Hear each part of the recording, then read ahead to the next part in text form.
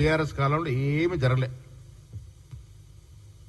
ఇవాళ మేము కేవలం రైతు సంక్షేమం మీద, వ్యవసాయం రైతు సంక్షేమం మీద 1,04,000 కోట్లు పెట్టామంటే మాకు రైతుల పట్ల ఉన్నటువంటి చిత్తశుద్ధి ఏంటో ప్రజలు అర్థం చేసుకోవాలి. 2014 నుంచి 23 వరకు ఎన్ని మాటలు చెప్పి మోసం చేశారో ఒకసారి అర్థం చేసుకోవాలి.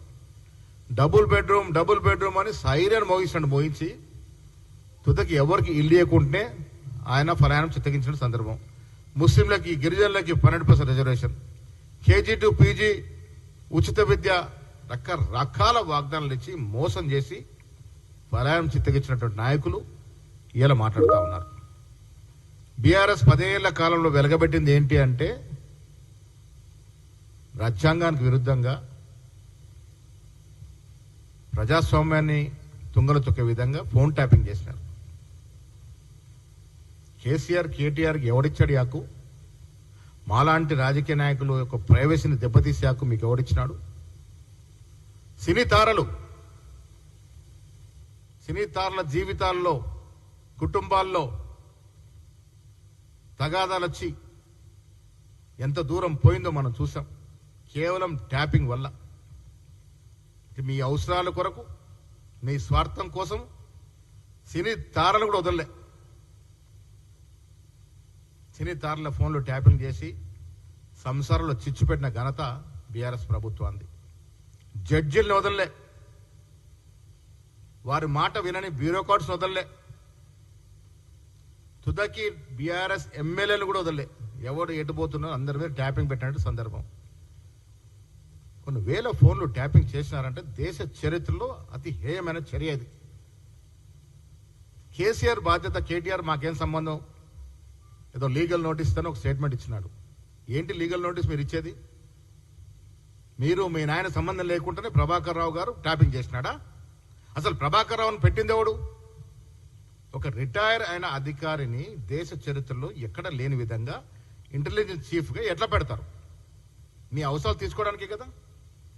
అలాంటి రిటైర్డ్ అధికారిని పెట్టి, మీ అడుగులకు మడుగులొత్తే అధికారిని పెట్టి మాలాంటి ఫోన్లని ట్యాప్ చేయడం అనేది నేరము. డెఫినెట్గా దీంట్లో ఎంతటి పెద్దవారైనా శిక్ష పడాల్సిందే. మీరు చేసిన నిర్వాహకం ఇంత అంత కాదు. కాళేశ్వరం ప్రాజెక్టు కట్టారు, లక్షల కోట్ల రూపాయలు ప్రభుత్వ ధనాన్ని దుర్వినియోగం చేశారు. ఇలా మళ్ళీ మేము తుమ్మిడాటి కడితే తప్ప ఆ ప్రాజెక్టు ఆచరణ సాధ్యం కాని ప్రాజెక్టుగా మిగిలిపోయే అవకాశం ఉంది. నాసి రకం కట్టడం వల్ల, కాంట్రాక్టర్ జేబులు నింపడం వల్ల బీటలు వారిపోతా ఉంది ప్రాజెక్టులు. ఒక్కటంటే ఒక్క ప్రాజెక్టు కంప్లీట్ చేయలే. ఇలా కాంగ్రెస్ ప్రభుత్వం వచ్చిన తర్వాత దక్షిణ తెలంగాణ, ఉత్తర తెలంగాణ ఉన్న ప్రాజెక్టులు మళ్ళీ పునర్జీవనం పోసే ప్రయత్నం మా ప్రభుత్వం చేస్తూ ఉంది. 6.5 లక్షలు 7 లక్షల కోట్ల అప్పులో మీరు ముంచిపోయినా దాన్ని ఒకటొక్కటిగా సరిచేస్తూ కాంగ్రెస్ ప్రభుత్వం, రేవంత్ రెడ్డి గారు, బట్టి గారు, మంత్రివర్గం అంతా సుదీర్ఘంగా కష్టపడతా ఉంది. దాన్ని మేలు చేసే ప్రయత్నం చేస్తూ ఉన్నాం. చాలా విషయాల్లో 10 ఏళ్ళుగా వారు చెయ్యని మోసం అంటూ లేదు. అందుకే కవిత మొన్న అన్నట్టుంది బీఆర్ఎస్ పట్లంతా దయ్యాలున్నాయని.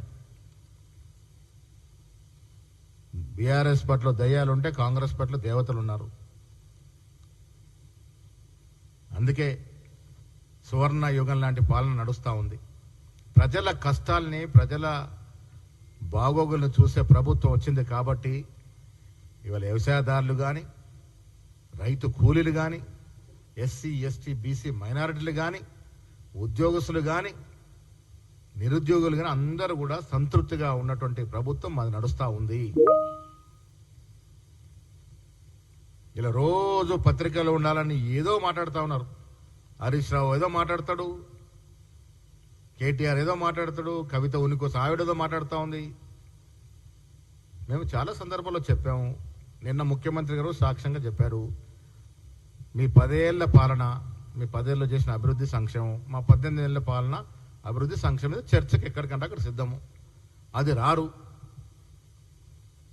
సోషల్ మీడియాలో ఉన్నది లేనట్టుగా, లేనున్నట్టుగా అబద్ధ ప్రచారం. నేను రాష్ట్ర ప్రజలకి మీ ద్వారా విజ్ఞప్తి చేస్తా ఉన్నా, సోషల్ మీడియాలో వచ్చేది అంతా కూడా వాస్తవం కాదు. అభూత కల్పనతో సోషల్ మీడియా నడుపుతా ఉన్నారు. దయచేసి అర్థం చేసుకోండి. చాలా మంది తెలియని వాళ్ళు ఏదో ఫోన్లో రాగానే వాస్తవం అనుకుంటారు. 60% అబద్ధాలతో కూడుకున్న సోషల్ మీడియాని అసలు నమ్మొద్దు, వాస్తవాలు తెలుసుకోవాల్సిన విజ్ఞప్తి చేస్తూ, నిన్న జరిగిన సమావేశంలో చాలా కీలకమైన నిర్ణయాలు వచ్చే ఎన్నికల గురించి కానీ, పార్టీ నిర్మాణం, నిన్న ఉపాధ్యక్షులు ప్రధాన కార్యదర్శితో కూడా మీటింగ్ జరిగింది. అందరూ కష్టపడి పనిచేయాలని, ఇవాళ రేపటి నుంచి వారు క్షేత్రస్థాయిలో పోతా ఉన్నారు. ఈ నెల 4న ఖర్గే గారు హైదరాబాద్కు వస్తూ ఉన్నారు.